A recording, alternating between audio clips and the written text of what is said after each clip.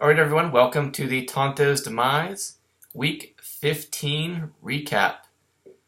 As you know, we only had two matchups this week, leading up to the championship game, Tonto Bowl 13. And sticking with my lucky sweater here, seems to be working.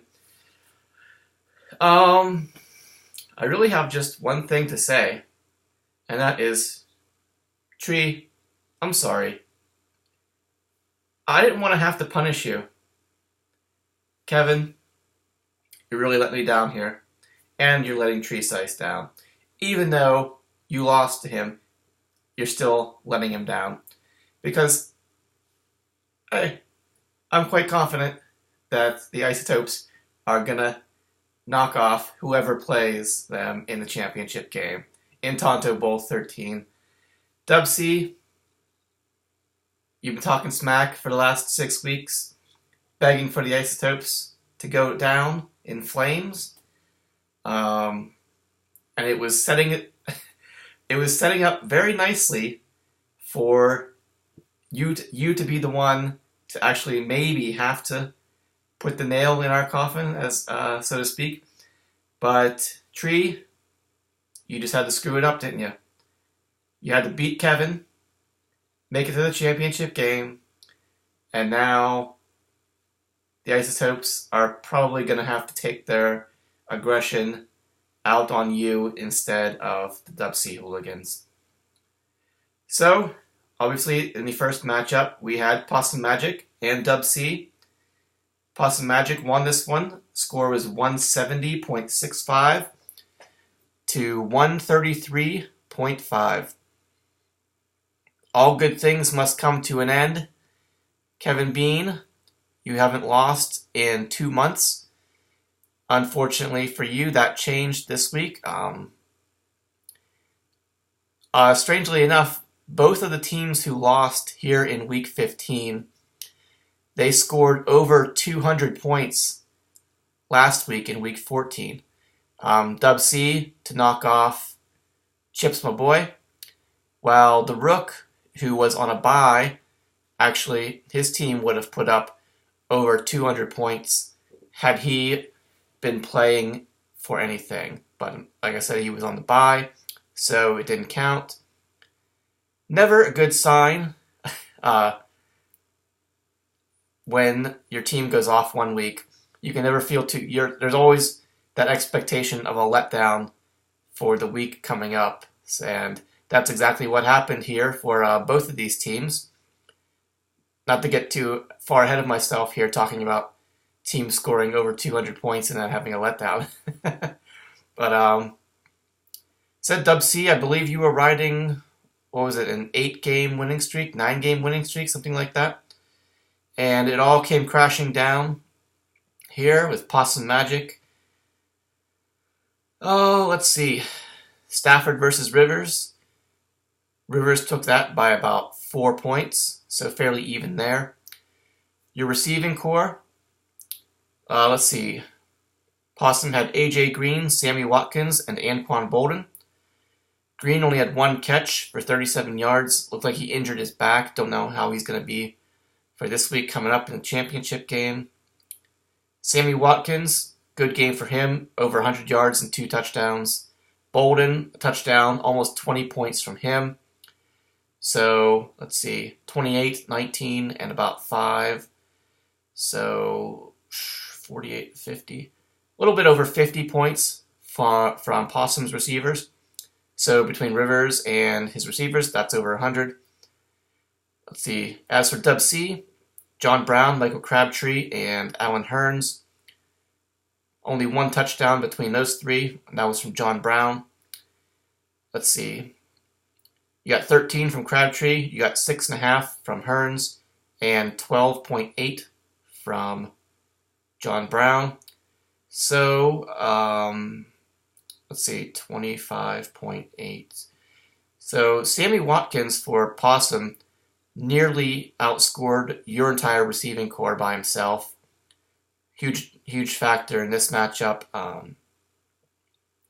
So let's see, you only got 25 25, 31, 32, about 32 points from your receivers. So that's an 18-point difference there. Your running backs, Doug Martin and Duke Johnson for Possum. Let's see, Doug Martin, 90 rushing yards, Duke Johnson, 46. So that's about 14 points. Lamar Miller, Tim Hightower for Dub C.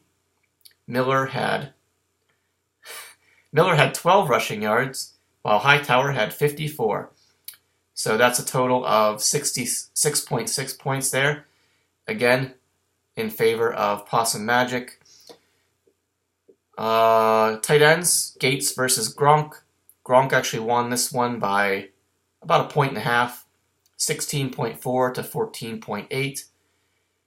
Flexes, we had Sean John going up against, is it Dontrell Inman? I don't even know what his first name is.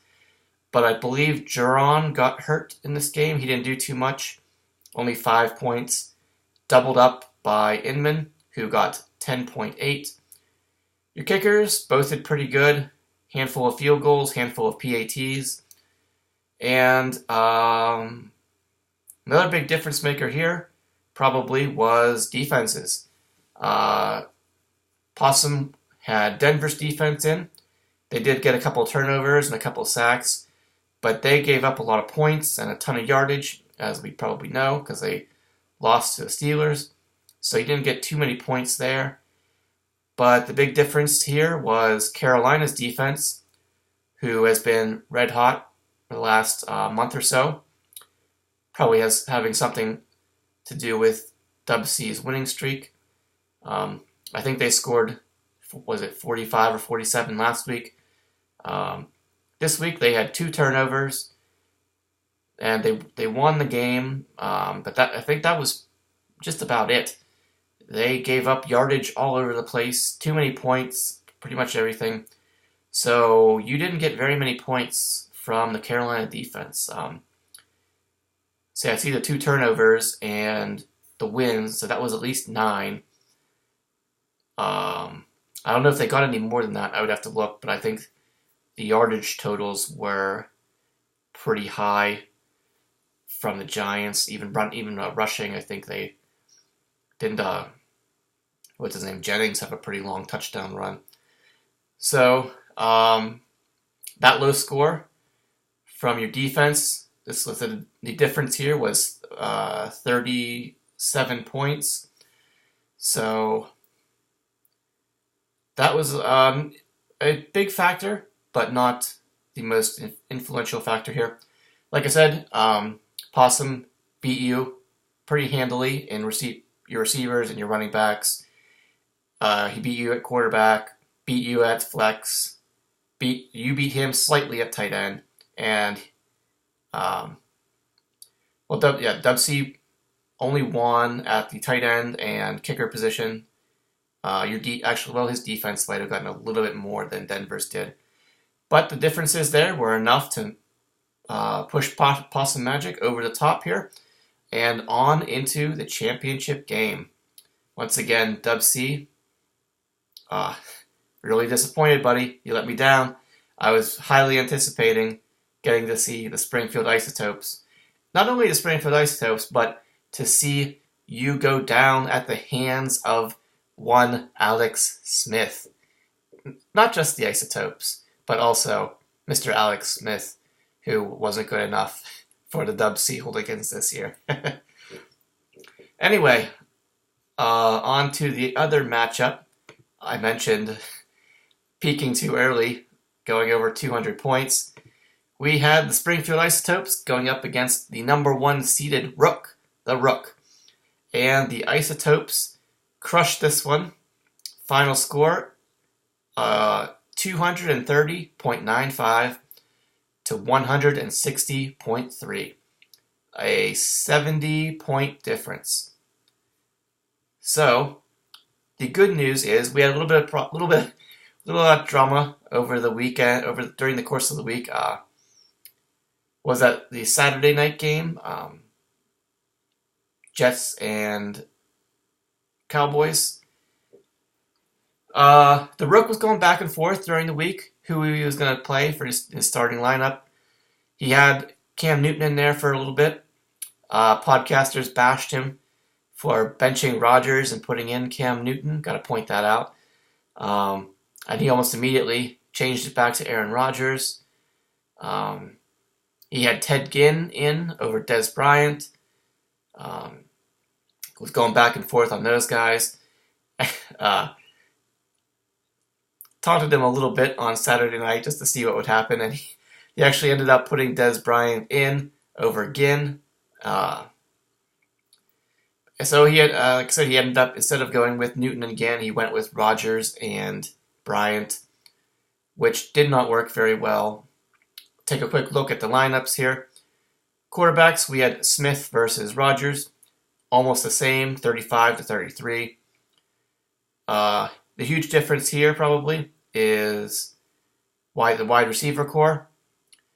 Julio Jones, Antonio Brown, Golden Tate. Let's see.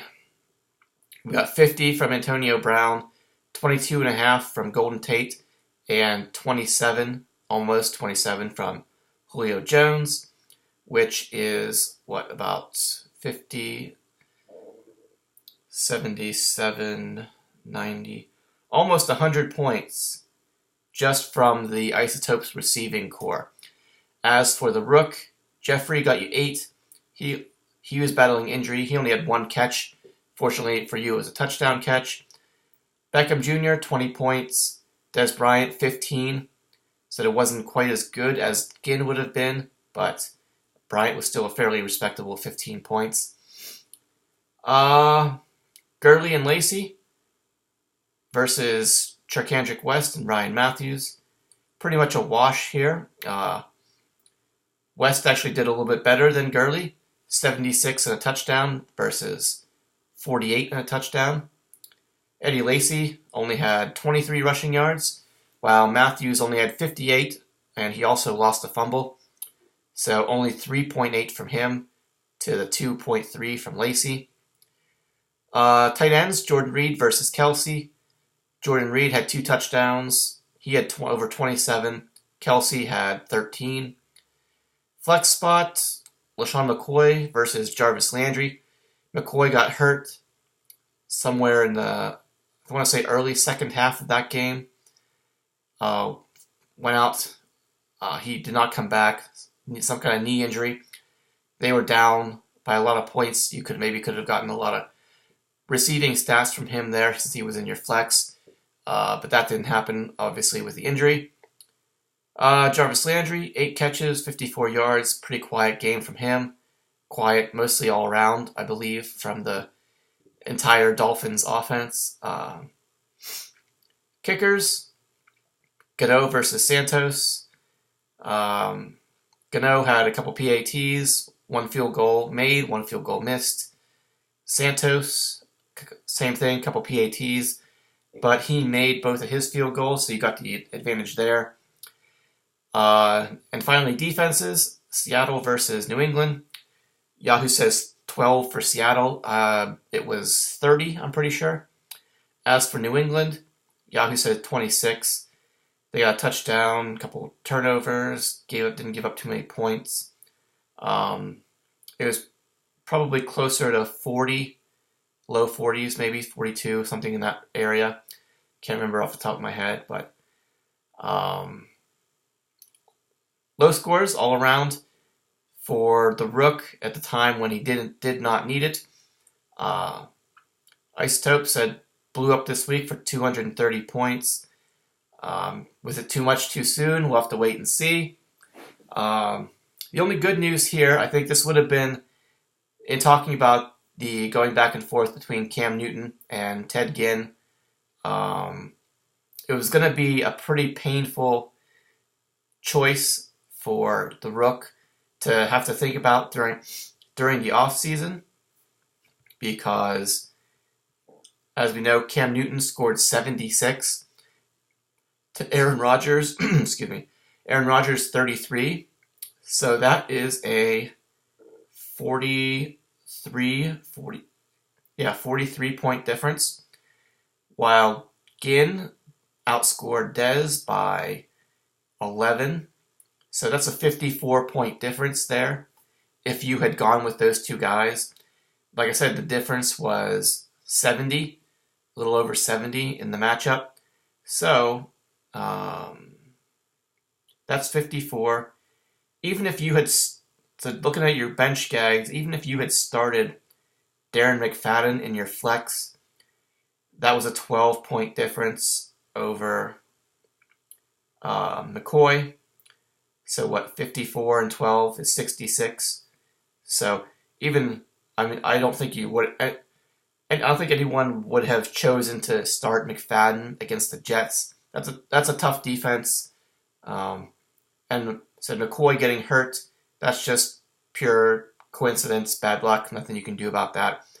So Gags, if there's any consolation to making those wrong decisions in your starting lineup this week, you can breathe easy for the off season and not worry about it, because thanks to the Isotope score, even if you had started your most ideal lineup this week, you still would have lost. So take comfort in that, my friend. No, you don't have to grind your gears on it for the next 6 to 8 months. So my gift to you, Gags. So you're welcome. All right, those are the two matchups, the only ones that counted this week.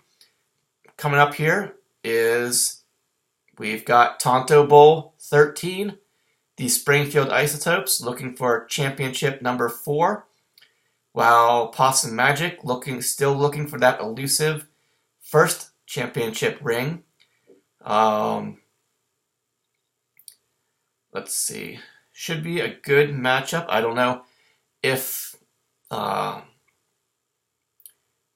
I assume Possum Magic, if he loses this matchup, is he going to get the Romo jersey next year? Or will it fall to Gags? Since Gags pretty much dominated most of the regular season. But then again, Possum Magic did dominate most of the regular season. He trailed off at the end, got hurt by injuries. Even though he did win here and made it to the championship game. I think if he loses... it's only one season. I think Possum Magic has got... The reason we chose him for the Romo jersey, this year at least, was because he's consistently, for the past couple years, been up at the top and always finds a way to crash and burn. It's yet to be determined this year if he's also going to crash and burn before getting all the way to the top.